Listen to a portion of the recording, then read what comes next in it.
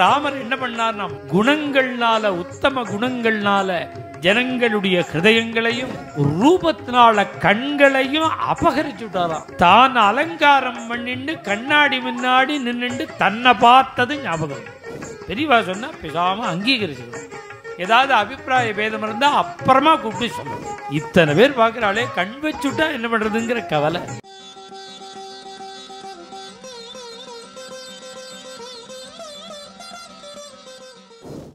அதீவ பிரியதர்சனம், பார்த்தது போரும்னு தோறாதான், வெச்சகன் வாங்காமல் அதி பிரியதர்சனம்னாலே போறோம்.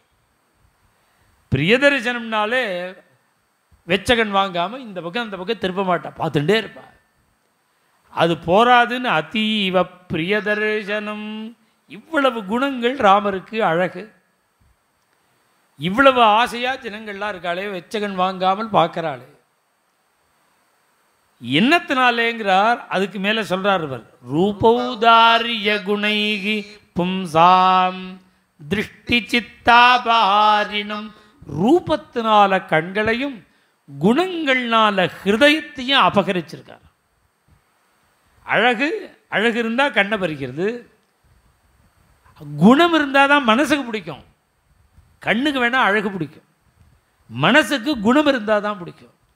அதனால ராமர் என்ன பண்ணார்? மனசுனால, குணங்கள்னால, உத்தம குணங்கள்னால ஜனங்களுடைய ஹிருதயங்களையும் ரூபத்தினால கண்களையும் அபகரிச்சு விட்டாராம். திருஷ்டி சித்தாபகாரினம். கர்மா எது மாதிரி? கர்மாபிதப்தாக. நல்ல மே மாதம் பீக்கு, மே 21 தான் டாப் மோஸ்ட் வெயில், உக்ரம். அந்த மே 21 நமக்கு, நம்ம ஊருக்கு அன்னைக்கு எவ்வளவு உஷ்ணம் அக்னி நட்சத்திரத்தில் தாங்க முடியாதபடி. அப்படி உஷ்ணம் அவ்வளவு தகிச்சுருக்கிற நேரத்தில் அப்படியே ஐஸ் கட்டி மழை பெய்யறது, அப்படியே பெய்யறது ஐஸ் கட்டி. கர்மாபிதப்தா பர்ஜன்யம் ஹ்லாதயந்தமிவப்ர. எப்படி ஜனங்கள்லாம் சந்தோஷப்படுவாளோ அதுபோல ராமனை பார்த்தா சந்தோஷப்படுவாள். இப்பேற்பட்ட இந்த ராமனை நதர்ப்பசமாயாந்தம் பஷ்யமானோ நராதி. அப்படி பார்க்கிறார், மாடியிலேருந்து பார்த்தது போரும்னு தோணலை. என்னமா தோணும்? சாதாரண குழந்தையா இருந்தாலே அழகா இருந்தா தோணாது. சாட்சாத் பரமாத்மா வைகுண்டவாசி, அவரை பார்த்தது போரும்னு எப்படி தோணும்? கூப்பிட்டா சுமந்திரன், நிறுத்தாதேன்னா, தேரை நிறுத்தாத, நான் சொல்கிற பிறந்தி கழுகி மேற்கி போயிட்டு போயிட்டு வாங்குறார். நதர்ப்பசமாயாந்தம் பஷ்யமா நராதிபா. ஒரு வழியா தேர்லேருந்து இறங்கி சுவாமி நேராக உள்ளே வந்து, அப்பா கூப்பிட்டாரோன்னு ஜன சமுத்திரமாக இருக்குது, அதை அப்படியே விலக்கிண்டு சுவாமி நேராக உள்ளே வந்து அப்பாவை நமஸ்காரம் பண்ண. எப்போ பார்த்தாலும் நமஸ்காரம் பண்ணுவார். ஒரு நாளைக்கு 10 தடவை அப்பாவை பார்த்தாலும் நமஸ்காரம் பண்ணுவார். நமஸ்காரம் மாத்திரம் இல்லை, அபிவாதனம், அபிவாதியை சொல்லுவாராம். நாமஸ்வம் ஸ்ராவயன் ராமஹா வவந்தே சரணௌ விதுஹு.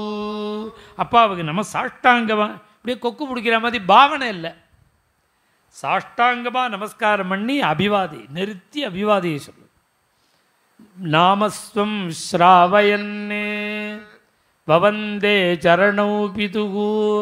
அப்படி கீழே விழுந்து அபிவாதியை சொல்லி, விழுந்து நமஸ்காரம் பண்ணி அபிவாதியை சொல்லிட்டு நிற்கிற ராமனை பார்த்தாராம் தசரதன்.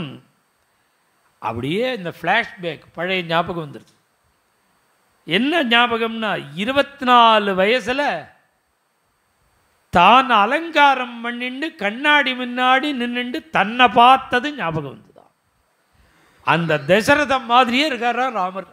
அலங்கிருதமிவாத்மானம் ஆதர்ஷதல சம்ஸ்திதம்.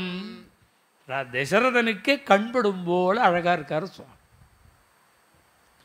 அழகு மாத்திரமா, தசரதனுடைய கண்கள்ல ஆனந்த பாஷ்பம். ராமா, உன்னுடைய சத்குணங்கள்னால, நல்ல குணங்கள்னால இத்தனை ஜனங்களுடைய மனசையும் ஆகர்ஷிச்சு வச்சுருக்கியே. யதஸ்த்வயா பிரஜாச்சேமாக ஸ்வகுணைகி அனுரஞ்சிதா. இல்லை அடக்குமுறை இல்லை, குண்டாந்தடி இல்லை, மிரட்டி கிரட்டி இல்லை, ஓட்டு இல்லை எலெக்ஷனில். பின்ன என்ன ஆசைப்பட்டு ஸ்வகுணைர் அனுரஞ்சிதா, உன்னோட குணங்கள்னால இத்தனை ஜனங்களும் நீ வரணும் நீ வரணும்னு ஆசைப்படுறாளே. அதனால தஸ்மாத்வம் புஷ்யயோகேன யௌவராஜ்ய, நாளைக்கு புஷ்யம் நட்சத்திரம் பூசம், அதனால உனக்கு நாளைக்கு பட்டாபிஷேகம் பண்ணலாம்னு தீர்மானம் பண்ணியிருக்கேன் அப்படின்னு சுவாமி பார்த்து சொன்ன உடனே சுவாமி என்ன பண்ணார், மௌனமாக பேசாமல் கை கூப்பின்னு இருந்துட்டார். பதில் பேசவே கூடாது. ஓஹோ அப்படியான்னு கேட்கவும் கூடாது. அசடாக இருந்தால் நானே நினச்சேன் அப்படின்னு ஆரம்பிக்கும். பேசாமல் இருந்தார் சுவாமி. மௌனமாக அங்கீகாரம். என்ன பெரியவாளாக பார்த்து என்ன பண்ணினாலும் அதை அங்கீகரிச்சுன்னு பேசாமல் இருக்கணும். கல்யாணம் பண்ணலாம், அப்பா உனக்கு கல்யாணம் பண்ணலான்னு நினைக்கிறேன், அதெல்லாம் எனக்கு வேண்டாம், எனக்கு அதெல்லாம் என்னால் இப்போ கல்யாணம் பண்ணிக்க முடியாது, இப்படிலாம் பேசக்கூடாது. பெரியவா எவ்வளோ கவலைப்படுவா விஷயத்தில், எவ்வளோ கவலைப்பட்டு தானே ஒன்றும் பண்ணுவா. அதனால் பெரியவா ஒன்று சொன்னான்னு வச்சுக்கோங்க, நெகட்டிவாக பேசவே கூடாது. சில பேர் பிரகிருதியே அப்படி, கடைசியில் சொன்னதை தான் கேட்க போகிறான். ஆனால் அந்த பேசினா உடனே மங்களமாக பேசக்கூடாது. இதுதான் அவனுக்கு விரதமே. நல்லதாக பேசக்கூடாது, நெகட்டிவாகவே பேசுறது. பெரியவா சொன்னால் பேசாமல் அங்கீகரிச்சுக்கணும். ஏதாவது அபிப்பிராய பேதம் இருந்தால் அப்புறமா கூப்பிட்டு சொல்லணும், கிளியர் பண்ணிக்கணும். அதனால் சம்பிரதாயம் என்னென்னா, பெரியவா ஒரு விஷயம் சொன்னால் எதிர்க்கவே கூடாது. ததாஸ்துன்னு பேசாமல் இருக்கணும். இஷ்டமாக இருந்தால் பேசாமல் இருந்துடுவோம். அபிப்பிராயம் ஏதும் இருந்தால் அப்புறம் சொல்லணும். ரிக்வஸ்டாக தான் பேசலாம். சுவாமி இதெல்லாம் காமிக்கிறார். சுவாமி தசரதன் சொன்ன உடனே பேசாமல் கையை கூப்பிட்டு தலையை குனிஞ்சுன்னு இருந்துவிட்டார். பார்த்தான் நான் தசரதன், வெச்சகன் வாங்காமல் 1,00,000 பேர் பார்க்குறா சுவாமியை. இத்தனை பேர் பார்க்குறாளே, கண் வச்சுட்டா என்ன பண்ணுறதுங்கிற கவலை. நீ கிளம்பி போன்னுட்டார். எல்லாரும் பார்த்துட்டு இருக்கா, நீ கிளம்பி போ, அப்புறம் பேசுகிறேன். மேலும் இது போன்ற சிறப்பான நிகழ்ச்சிகளை காண இப்போவே லைக் பண்ணுங்க, ஷேர் பண்ணுங்க, மறக்காம சப்ஸ்கிரைப் பண்ணுங்க.